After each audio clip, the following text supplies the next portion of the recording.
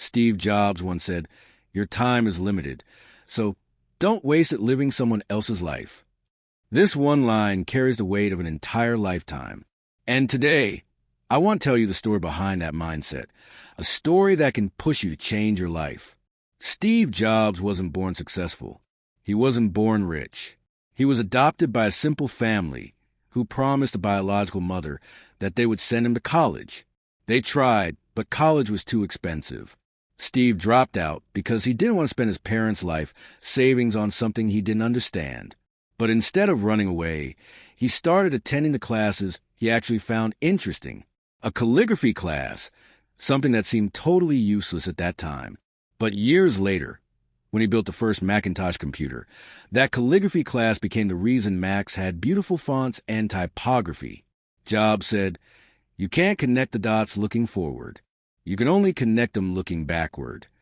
Sometimes the things we think are useless today become the most important dots of our future.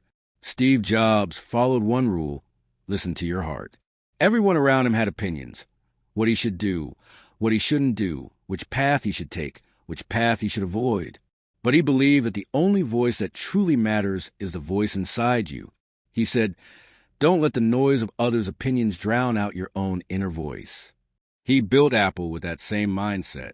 A small idea in a garage became one of the biggest revolutions in technology. But Jobs' success wasn't because he was the smartest. It was because he was crazy enough to believe that he could change the world. He said, "The people who are crazy enough to think they can change the world are the ones who do." There were moments when his ideas looked foolish, impossible, even stupid. But that didn't stop him. He believed that passion is more powerful than fear. If you truly love what you do, you don't stop. You don't quit. You don't think twice. You just keep going. Apple became huge, but Jobs didn't stop there. He pushed for design, for simplicity, for beauty.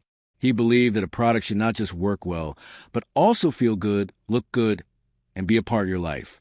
That's why Apple products are not just devices. They're experiences. Steve Jobs brought a new vision every time he created something. He didn't copy. He didn't follow trends. He created trends. He said, "Innovation distinguishes between a leader and a follower." And he chose to lead. Whether it was the iMac, the iPod, the iPhone, or the iPad, every product he touched changed an entire industry. But the most powerful part of Steve Jobs' journey wasn't a success. It was a reminder he left for all of us. When he talked about life, his words were different. He said, "Remembering that you're going to die is the best way to avoid the trap of thinking you have something to lose." When you understand that life is short, you stop living for others. You stop wasting time. You stop being scared. You stop doubting yourself. And that's what Jobs wanted us to understand. You get one life, one chance, one opportunity to create something meaningful. The world will always have opinions. People will always judge. Some will laugh. Some will doubt.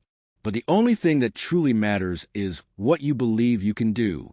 So today, let this story remind you of one thing. You don't need to be perfect to begin. You don't need a perfect plan. You don't need approval. You just need courage. Courage to trust yourself. Courage to follow your passion. Courage to start even when the path isn't clear. Steve Jobs ended one of his greatest speeches with the words, "Stay hungry. Stay foolish.